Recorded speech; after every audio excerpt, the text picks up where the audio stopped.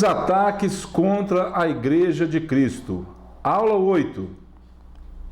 A sutileza do enfraquecimento da identidade do cristão. Pai, nós somos gratos ao Senhor por todas as coisas e mais uma vez, que o Senhor possa mesmo, Deus, abençoar o nosso entendimento. Dá-nos a graça, dá-nos, Deus, paz ao coração para aprender, para ensinar, para poder realmente, Deus, saber quem nós somos no reino de Deus.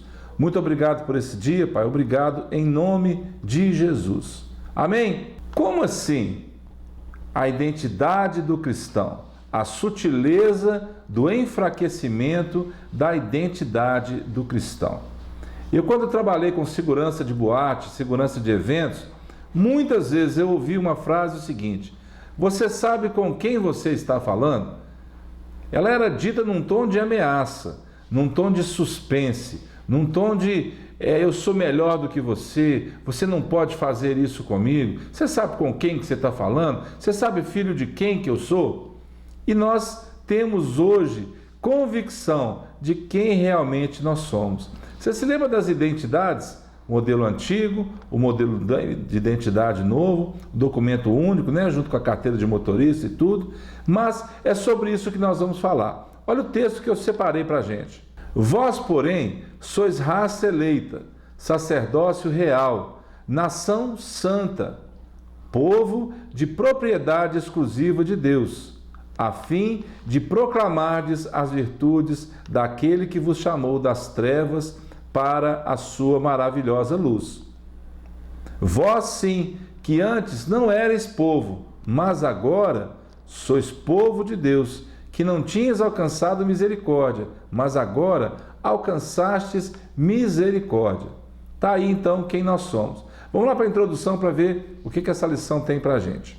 Há um trabalho constante, veja bem, constante, para o enfraquecimento da liberdade das manifestações dos dons espirituais no culto ao Senhor, principalmente o dom de línguas, o batismo com o Espírito Santo, a oração por cura, dentre outras manifestações.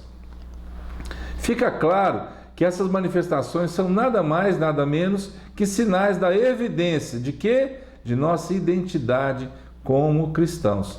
Precisamos, como igreja, buscar a realidade disto nos nossos dias. Atual. Os dons de Deus, a manifestação do Espírito Santo, são coisas atuais.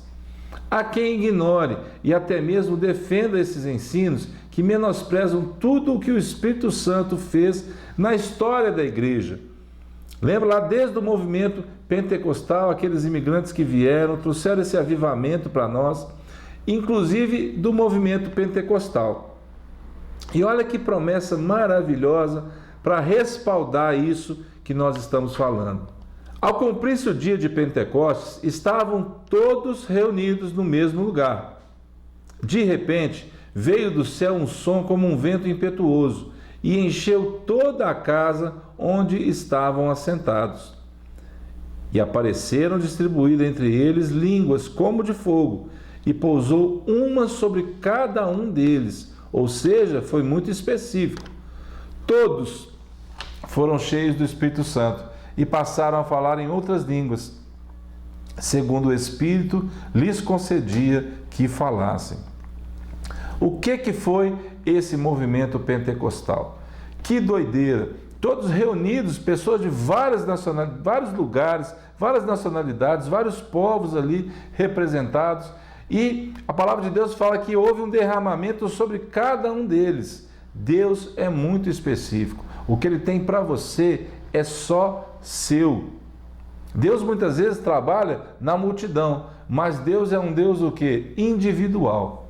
No contexto de nossa igreja, o principal foco de descrença está relacionado com a negação da atualidade dos dons espirituais, um movimento chamado cessacionismo, ou seja, cessou o movimento do Espírito Santo através dessas coisas. Não, isso é um erro, não caia nisso. O profeta Joel prevê um derramamento do Espírito sobre a igreja, mas não encerra uma data ou tempo para que isso acontecesse. Naquele dia, que dia Joel vai falar? o dia do Senhor. Então, eu tenho 3 perguntas para te fazer. A primeira delas: você conhece a sua identidade? Ou seja, quem você realmente é? O que você pode, o que você não pode?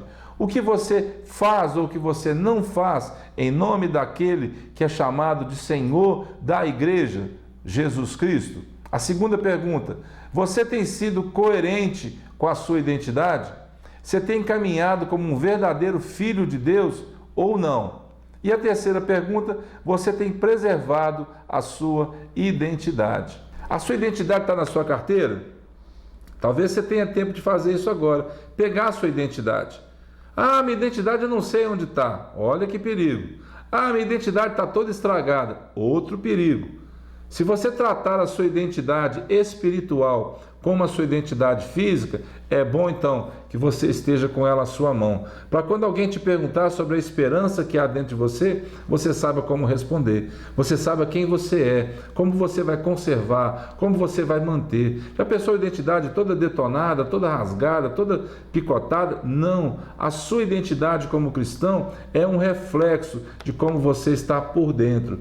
Quem você é verdadeiramente em Jesus Cristo. Vós sois nação santa, povo que de propriedade exclusiva de Deus. Tome posse disso nesse dia. Tome posse de quem você é em Cristo Jesus.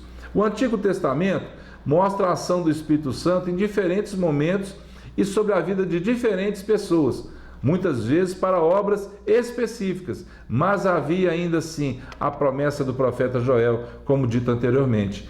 Lembra do tabernáculo? Deus deu especificamente para algumas pessoas habilidades para trabalhar no tabernáculo. Eu gosto muito de falar sobre isso. Assim como tem coisas que você faz que ninguém sabe fazer. Talvez uma pessoa possa até fazer, mas não faz bem feito como você faz. Isso é um dom que Deus te deu. Isso é uma habilidade do Espírito Santo de Deus para você. Olha a promessa de Joel aí. E acontecerá depois que derramarei o meu Espírito sobre toda a carne. É sobre alguns, sobre algumas? Não. Toda a carne. Vossos filhos e vossas filhas profetizarão. Vossos velhos sonharão. Vossos jovens terão visões. Até sobre os servos e sobre as servas derramarei o meu Espírito naqueles dias. Não sei onde você se encaixa nessa profecia. Se nos jovens, se nos velhos, não sei. Eu sei que eu quero que você realmente entenda que há uma promessa de enchimento do Espírito Santo para mim e para você. E eu quero desfrutar disso. No Novo Testamento, ele é o palco desta vinda prometida, agora sem distinção de raça, de sexo ou idade. Agora todos poderiam cumprir a missão de proclamar a mensagem do Evangelho. E como? Cheios do Espírito Santo. Para quê? Para realmente manifestar às pessoas o reino vindouro de Cristo Jesus. Amém? Vamos falar um pouquinho sobre o liberalismo. A teologia liberal, ou liberalismo teológico, representa a tentativa de abordar a religião de uma perspectiva crítica, aberta, honesta e racional, sem negar ou menosprezar a importância da experiência religiosa e do compromisso religioso. Além de uma abordagem de reflexão religiosa, o termo também se aplica ao movimento teológico no seio do protestantismo, cuja produção intelectual ocorreu entre o final do século XVIII e o início do século XX. A teologia liberal interpretava as doutrinas cristãs, levando em consideração o conhecimento moderno, a ciência e a ética. E é aí que isso tudo se mistura ao cristianismo. O liberalismo teológico enfatizava a importância da razão e da experiência sobre a autoridade doutrinária, priorizando mais a razão, a ciência, do que a espiritualidade. Os cristãos liberais viam sua teologia como uma alternativa ao racionalismo ateísta e às teologias tradicionais baseadas na autoridade externa, como a Bíblia ou tradição sagrada. A teologia liberal surgiu da reação ao racionalismo iluminista e da valorização da experiência e essência pelo romantismo dos séculos XVIII e XIX, principalmente entre igrejas protestantes europeias e seu correspondente do catolicismo. Qual? O modernismo teológico. Ufa! Eu só li isso para você entender o que era o liberalismo. Tudo contrário à palavra de Deus. Por quê? Lembra que nós temos falado sobre a banalização da palavra, sobre os modelos que o mundo tem colocado como imposição para nós? Pois é, o liberalismo era um deles. Ele negava a infalibilidade e inerrância das Escrituras. Ou seja, Deus pode ter falhado. A palavra pode não ser o que Deus quis exprimir. Todo afrouxamento, desvio e excesso de heresias existem por conta da negação ou acréscimo de alguma coisa aonde a palavra de Deus. Vamos lá para a conclusão, então? Vamos ver o que realmente nós temos para concluir. Olha o texto bíblico. Ora, os dons são diversos, mas o Espírito é o mesmo. E também há diversidade nos serviços, mas o Senhor é o mesmo. E há diversidade nas realizações, mas o mesmo Deus é quem opera tudo em todos. A manifestação do Espírito é concedida a cada um visando a um fim proveitoso, ou seja, não é à toa que Deus te deu um dom.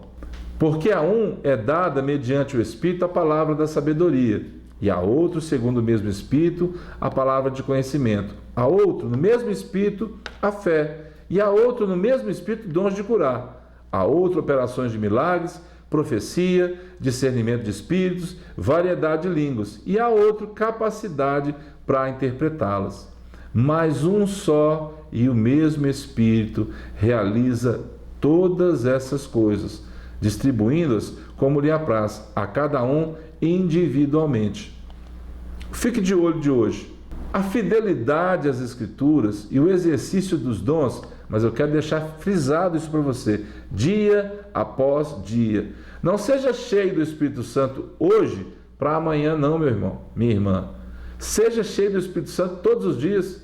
Lembra do maná do deserto? Era para aquele dia. Final de semana podia pegar, recolher mais por causa... Mas não seja cheio do Espírito Santo para o final de semana também não. Seja cheio sábado, seja cheio domingo, segunda, terça, quarta, quinta, sexta, de novo sábado, para que você possa experimentar, queridos, a delícia que é realmente desfrutar de ser cheio do Espírito Santo.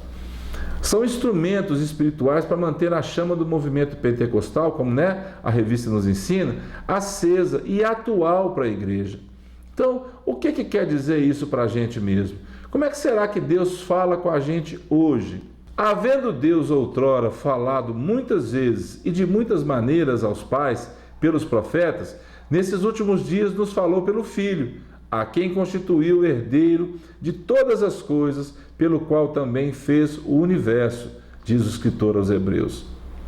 Ele, que é o resplendor da glória e a expressão exata do seu ser, sustentando todas as coisas pela palavra do seu poder, depois de ter feito a purificação dos pecados, de uma vez por todas, assentou-se à direita da majestade nas alturas, tendo se tornado tão superior aos anjos, quanto herdou mais excelente nome do que eles.